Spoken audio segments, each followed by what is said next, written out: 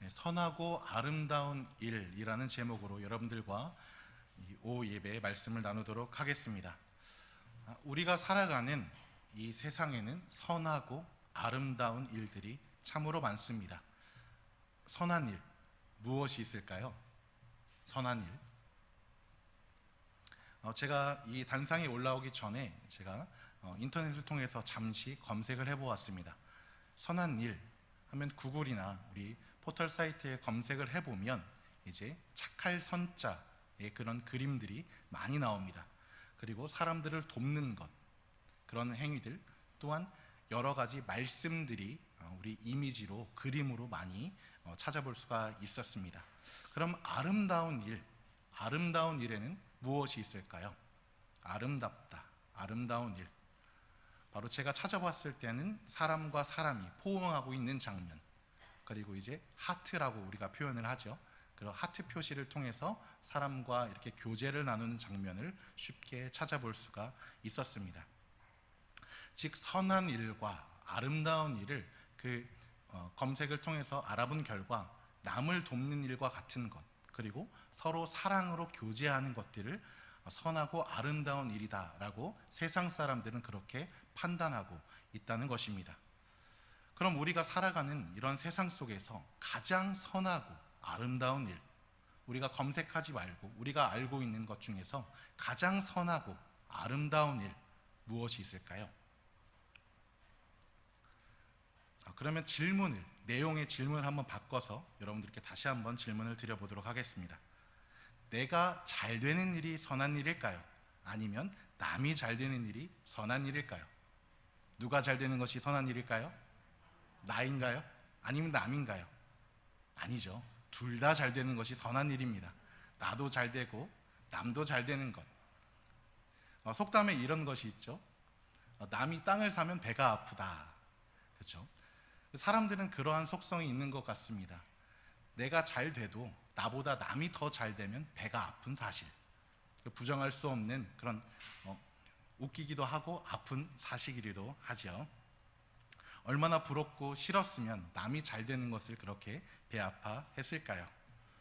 내가 잘 되는 것, 남들보다 내가 잘 되는 것이 사람들은 선하고 아름다운 일로 생각하고 있습니다.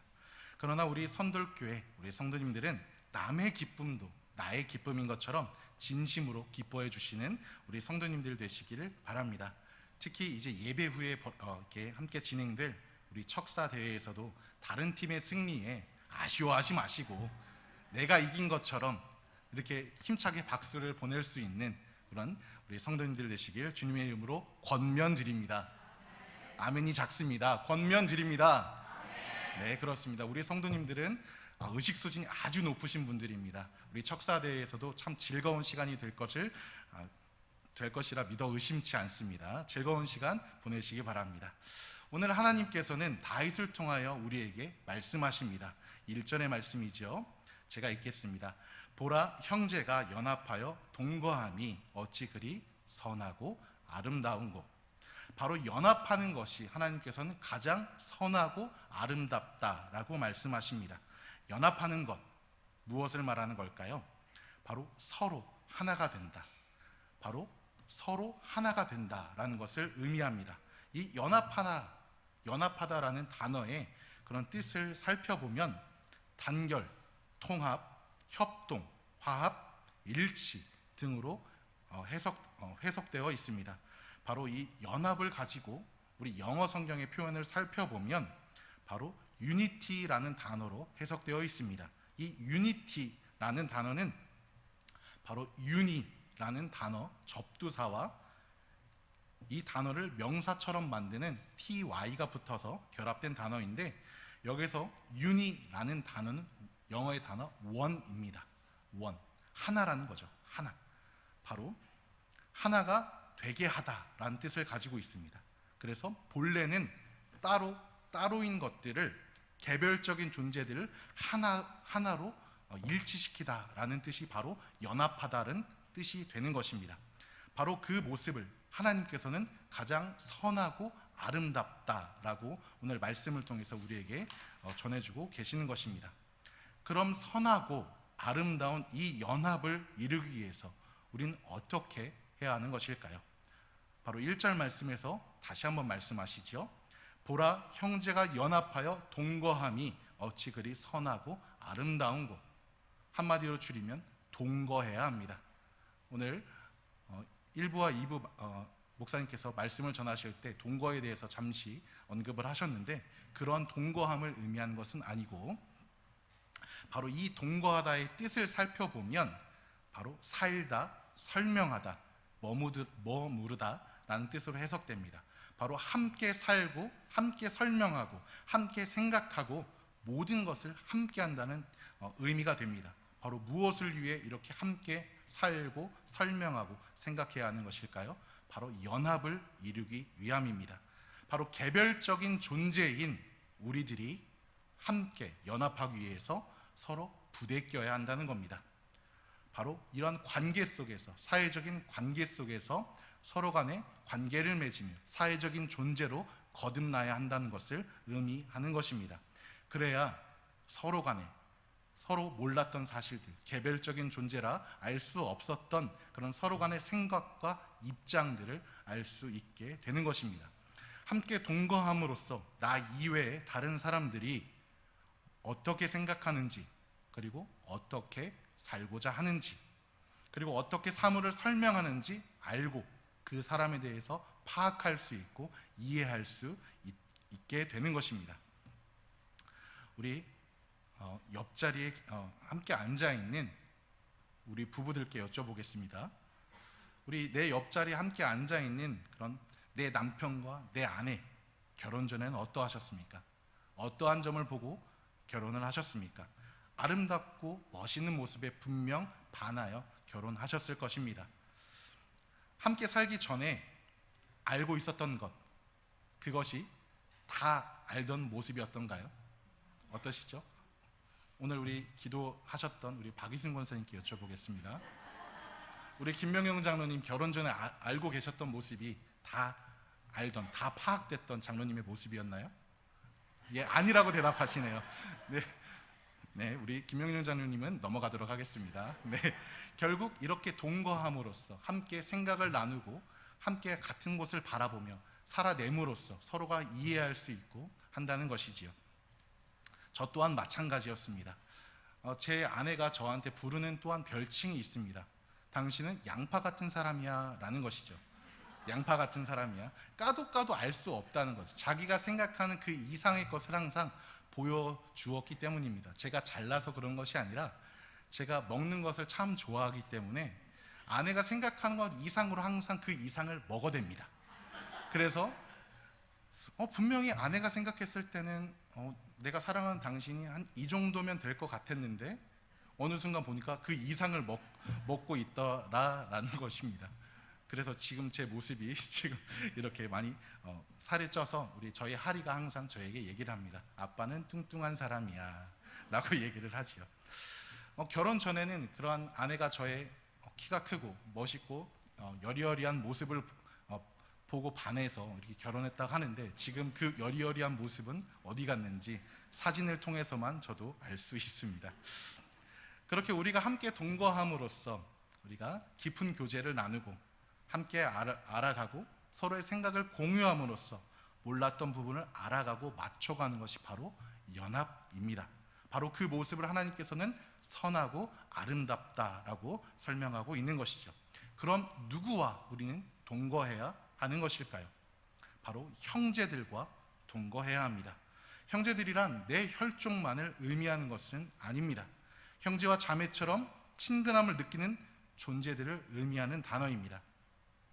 영어 단어 중에 BRO, 브로라는 단어가 있습니다. 형제, 친구를 의미하는 브라더의 줄임말입니다. 이 단어의 뜻은 형제와 친구를 의미하는데, 이 단어는 언제 사용하냐면 친근함을 느끼는 대상에게 사용하는 단어입니다. 그래서 문장 뒤에 제가 영어를 하지 못하기 때문에 샬라 브로 이렇게 붙이면 무슨 형제, 친구 이런 의미가 되는 것입니다. 그래서 이걸 붙이면 친근하게 느껴지는 그런 뉘앙스를 느낄 수가 있습니다. 우리가 타지에 나가면 보통은 이방인 취급을 많이들 받지요. 특히 이제 섬 지방을 가면 무사람, 육지사람이라고 해서 좀 약간 배타적인 그런 모습을 보이곤 합니다. 그래서 이방인 취급을 받고 친근함을 느끼기란 쉽지가 않습니다. 그러나 그곳 사람들과 접점이 조금이라도 생긴다면 이방인 취급을 받다가도 갑자기 태세가 전환이 되어서 갑자기 친근함을 느끼게 하는, 나에게로 더 한 발자국 다가오는 그런 경험들을 한 번씩은 해보셨을 것입니다. 마치 우리가 외국인에게 Do you know 김치? Do you know 비빔밥? 불고기? 강남스타일? Do you know BTS? 이렇게 묻는 것과 같은 것이죠. 그렇게 물었을 때 I know 김치, I love 김치, I love 서울, I love 코리아 이렇게 하는 순간 우리의 마음이 어떻습니까? 마음의 문이 활짝 열리죠. 그래서 우리가 있는 없는 알기도 하고 모르는 단어들을 사용하면서 손짓발짓 하면서 우리나라를 홍보하고 우리나라에 대해서 좋은 점만 얘기해 주려고 하는 그런 모습들 다들 알고 계실 것입니다. 또한 제가 제 이름을 전 세계라고 밝혔을 때 전세계 씨 어디 전시입니까? 라고 묻는 것도 이와 같습니다. 그래서 어디 전가인지 저는 참고로 옥천 전가입니다. 그리고 종파는 어디 종파인지 모산파입니다. 그리고 몇 대 손인지 37대 손입니다. 이렇게 제가 밝히는 것은 무엇이냐면 서로 간에 이렇게 호구 조사를 통해서 서로 간에 접점을 만들고 공통점을 만들고 그 공통점을 통해서 친근함을 느끼기 위함이라는 것입니다. 그런 이유입니다. 우리 교회에서도 불호, Do you know 김치, 어디 전가와 같은 그런 뉘앙스를 가진 단어가 있습니다. 무슨 단어일까요? 우리 너무나도 자주 사용해서 공기와 같이 사용하는 단어라서 우리가 쉽게 넘어가는 단어이기도 하죠. 바로 교회에서 사용하는 그 친근함을 느끼는 단어, 바로 형제와 자매라는 단어입니다. 솔직히 말씀드리겠습니다. 저와 우리 성도님들이 언제 봤다고 형제와 자매냐 이렇게 할 수도 있는 것이지요. 언제 봤다고 형제와 자매냐라고 물을 수 있습니다. 저와 여러분이 혈통으로 이어져 있는 것도 아닌데 왜 형제와 자매냐라고 우리는 부르는 것일까요? 바로 우리 모두가 공통된 무언가로 엮여 있기 때문인 것입니다. 교회 안에서 우리가 공통된 무언가로 엮여 있기 때문에 친근함을 느끼는 가장 쉬운 단어, 바로 형제와 자매다라고 우리는 부르는 것입니다. 그럼 우리가 내 혈족들을 제외하고 내 형제요, 자매라고 말할 수 있는 사람들 누굽니까? 자, 고개를 양옆으로 돌려보겠습니다. 양옆으로 돌려보시기 바랍니다. 내 혈족들을 제외하고 내가 형제요, 자매다라고 부를 수 있는 사람들, 바로 옆에 계신 분들, 앞과 뒤에 계신 우리 성도님들 아닙니까? 바로 지금 바로 내 옆자리에, 뒷자리에 계신 분들이 바로 나의 형제요, 자매가 되는 것입니다. 마태복음 12장 50절에서는 이렇게 말씀하십니다.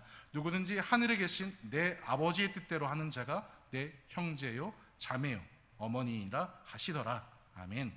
바로 내 옆자리, 앞과 뒷자리에 있는 성도님들이 내 형이요, 동생이요, 언니요, 누나요 말할 수 있게 된 것입니다. 바로 이렇게 우리가 친근감을 느끼게 되는 것, 누구 때문일까요? 바로 예수 그리스도 때문입니다. 바로 예수 그리스도로 인함입니다. 예수 그리스도로 인해 우리가 하나님의 자녀가 되었고 서로를 형제요, 자매다라고 부를 수 있게 되었습니다. 바로 예수 그리스도를 통해서 우리가 연합하고 있는 것입니다. 그래서 우리 모두가 하나님을 내 아버지요, 아빠라 부를 수 있게 된 것입니다. 이것이 바로 하나님께서 우리에게 허락하신 선물이며 은혜입니다. 또 다른 말로 복음, 기쁨의 소식이 되는 것입니다. 그것을 오늘 하나님께서 연합이란 단어로 부르시며 가장 선하고 아름답다라고 우리에게 말씀하십니다. 오늘 예수 그리스도를 통해 연합을 이루는 우리에게 하나님께서는 본문을 통해 2절과 3절을 통해 또한 다른 것을 말씀해 주십니다. 머리에 있는 보배로운 기름이 수염 곧 아론의 수염에 흘러서 그의 옷깃까지 내림같고 헐몬의 이슬이 시온의 산들의 내림같도다. 거기서 여호와께서 복을 명령하셨나니 곧 영생이로다. 아멘. 바로 연합함으로 하나님께서는 우리가 복을 누리게 하십니다. 그럼 하나님께서 주시는 우리가 누릴 복, 우리가 받을 축복은 무엇입니까? 바로 영생, 바로 구원을 말씀하고 계십니다. 누굴 통한 영생을 말씀하십니까?